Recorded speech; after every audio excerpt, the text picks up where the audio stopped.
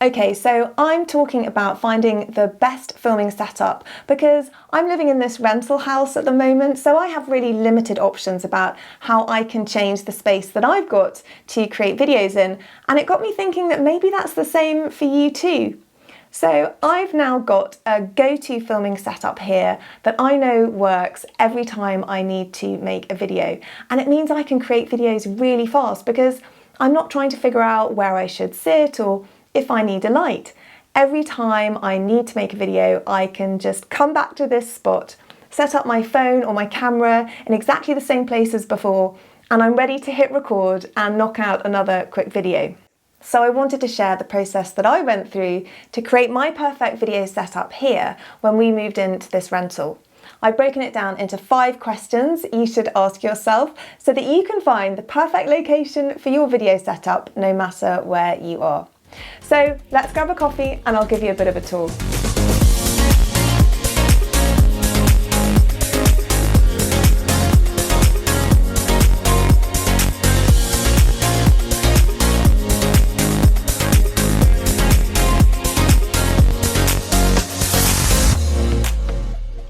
Before we even dive into the technical stuff, I actually think the number one thing that you should ask yourself is how comfortable you feel. How are you going to feel filming in that space?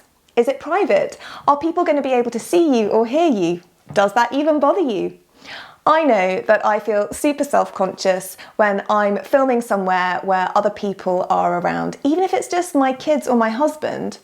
I know I couldn't film in here, for example, because I know he's working next door and I feel like he'll be listening, even though I know he's totally immersed in his own thing. It still freaks me out.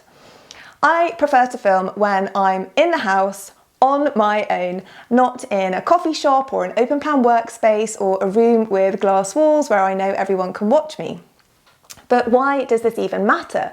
Because if you feel uncomfortable, it's going to come across on screen, and you won't want to return to that space to do more filming again. And the whole idea here is for us to find somewhere that you can regularly go back to film your videos. So first, make sure that you've got a few options of places that you know you're going to feel comfortable filming in. It could be your kitchen, an office, your garden, a bedroom, a studio, or even a room that you can book out at work. Next, you need to think about noise, because no matter how good the location, if it's noisy, it's out. You have either got to get rid of the noise completely, like wait for the washing machine spin cycle to finish, or move somewhere else that you know is going to be quieter. Our ears often filter out noise that we don't even consciously register, so that could be things like aircon units, printers, fans, dogs barking, or even a busy road outside our windows. And it's only when we start recording our video and then play it back that we realise those sounds are really distracting and people won't be able to hear what we're talking about. So it's a really good idea to do a little sound check in each location so you can listen back and assess whether or not there are going to be any noises or sounds that will be problematic before you start shooting. Now you need to start thinking about light. When you're starting out, natural light is perfect. It's free and usually very flattering. So what you want to do is to look for large sources of light. Something like a window is perfect. Maybe you've got a glass door or a conservatory area that you can use. But what you want to do is just find something that's big enough to light you, your face, your body, while you're making your video. If you're not going to be using natural light and you've got access to artificial lights, then you've got a lot more flexibility about where you choose to film, because you can just move the lights around to wherever you need them to be. But for this video, I'm going to concentrate on using natural light. What we need to remember is that natural light can change depending on the seasons, the weather, or even the time of day. For example, I know that in this room, I do my best filming in the morning because the sun moves over the house, and by the afternoon, it's beaming in this side like a searchlight. So I know that for me, my best filming will be before about 3 p.m. every day. but the light will be different in your situation. So what you want to do is to take test shots in front of your light source at different times of day to see when the light is going to work best for you. Remember to place yourself in front of the light source so that the light is on your face. Don't stand with your back to the light or you'll end up looking really dark. So in this room, I've set up my filming spot right here in front of the window so that I get lots of natural light on my face. I didn't choose to use my desk area behind because it felt a bit dark and dingy in the corner and I didn't have very much natural light there. If you found somewhere that meets the last 3 requirements, then you'll be feeling, sounding and looking good. The next step is to check out what's behind you. The likelihood is that you're going to need to move some stuff around and maybe tidy up a little bit. The main question to ask yourself now is there anything distracting behind you? If so, move it out of your shot.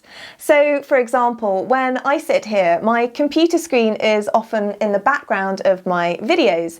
And if there was something playing on the screen while I was sitting here talking to you, that would be super annoying and distracting for you.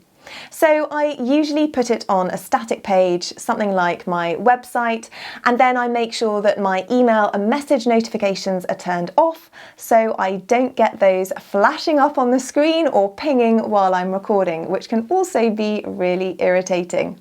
Other things to look out for though are checking that you don't have anything coming out of your head when you're sitting in position. Once you're sure the background is clear, now you can do a little set design. And the question to ask yourself here is, how can I make this space feel like me? I hate blank wall spaces behind people, so try to resist the urge to strip out your setup. Stuff behind you creates context and character.